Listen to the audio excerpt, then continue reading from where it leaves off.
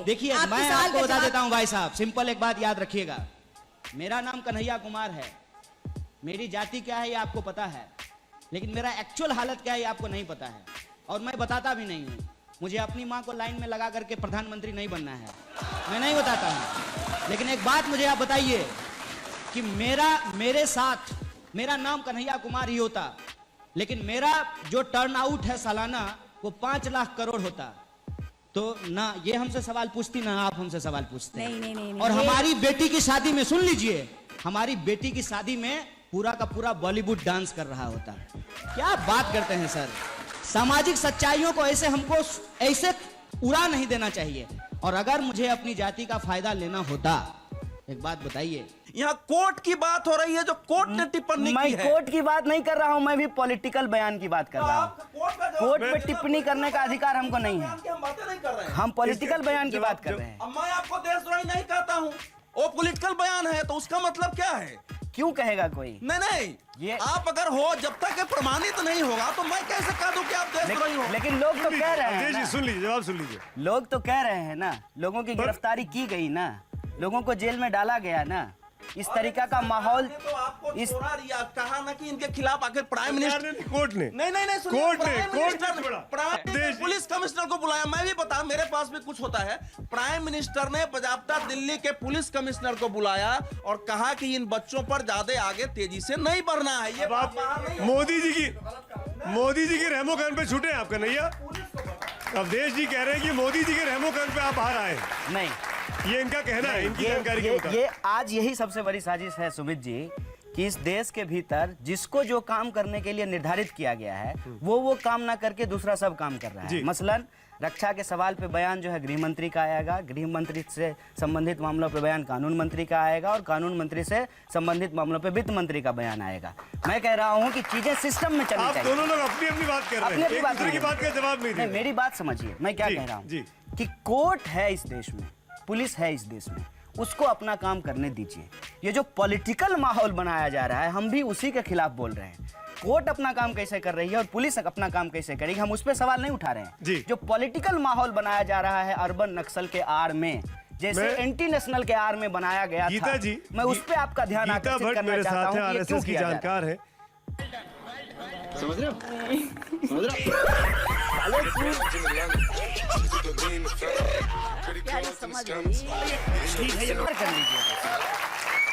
कन्हैया, आजाद कश्मीर पे आप क्या कहेंगे? आजाद कश्मीर कहाँ है? नहीं, नारे लगते हैं, आपकी क्या प्रतिक्रिया है उस पे? आजाद कश्मीर जब मैं कह रहा हूँ कि मैं संविधान को मानता हूँ, तो इस देश की एकता और अखंडता में भी भरोसा करता हूँ। अपने मन में ही सपना आया, कुछ मान लिए। ये सब देखने से पहले मैं अंधा क्यों नहीं हो गया? ऐसे नहीं होता है। तो आप आज कहिए कि कश्मीर भारत का इंटीग्रल हिस्सा है। ये आपके, ये इसमें कहने की बात है? नहीं, तो आप नहीं कहती हैं क्या? हम तो कहते हैं। आप मानते हैं कि नहीं मानते हैं? हम तो मानते हैं। आप बोलिए कि कश्मीर भारत का हिस्सा है। कश्मीर भारत का हिस्सा है। मैं आपकी बात का पूर्णतः समर्थन करता हूँ। पर आप क्यों नहीं कह पाते? आप क्यों नहीं कह पाते? कन्हैया, मुझे आपकी बात को रिपीट करने का मन कर रहा है। हाँ। एक मिनट अवधेश बाबू, मुझे आपकी बात रिपीट करने का मन कर रहा है। जो आपने गुंजा के साथ किया वो मैं आपके साथ खेलना चाहता हूँ। एक बार आप कहिए, क्या कश्मीर भारत का अटूट हिस्सा है? कश्मीर से लेकर के कन्याकुमारी तक सब भारत का अटूट हिस्सा है। जम्मू भारत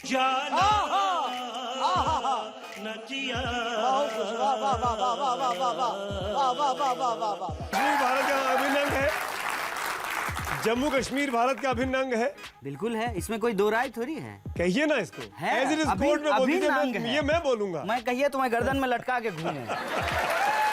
अगर यही पैमाना है सर कि असली सवालों को बात ना करके, ये स्थापित बात है, ये सच है, तो तख्ती लगा के घूमते हैं, फिर हम बेरोजगार हैं ये सवाल भूल जाएंगे। हम नोटबंदी में जो है इतना बड़ा घोटाला हुआ, ये सवाल हम भूल जाएंगे। इस देश के भीतर, हाँ वही बात तो नहीं, आप हमसे यही पूछिए बार बार कि आज तो जनता के मंच पे आप हैं। आप हमसे बार बार यही सवाल पूछिए। आज जनता के मंच पे आप हैं, तो आपको जवाब देना है। देश को जवाब दो। कन्हैया भाई, बोल देता हूँ, फिर सर का सवाल लीजिएगा।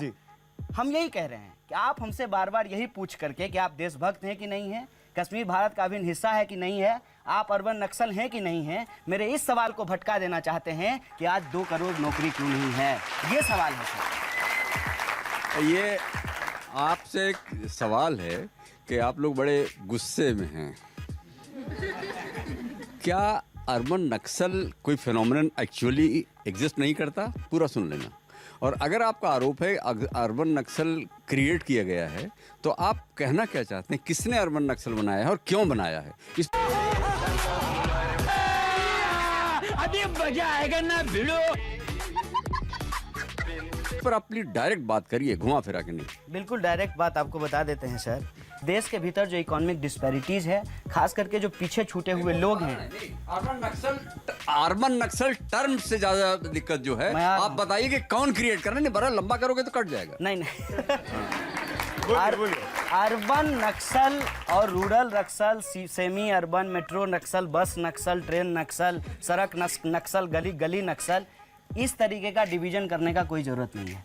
नक्सल होते हैं और वो लोग जो कानून में भरोसा नहीं आप करते मुझे हैं, बताइए। उनको ये टर्म दिया जाता है। ये टर्म जो कॉइन किया गया है सर, ये टर्म सबसे पहले दिल्ली के मुख्यमंत्री अरविंद केजरीवाल के लिए कॉइन किया गया था। अब आप मुझे बता दीजिए, क्या वो अर्बन नक्सल हैं? अरे मैं फैक्ट बता रहा हूँ, मैं झूठ नहीं बोलता हूँ, मैं प्रधानमंत्री थोड़ी हूँ। मैं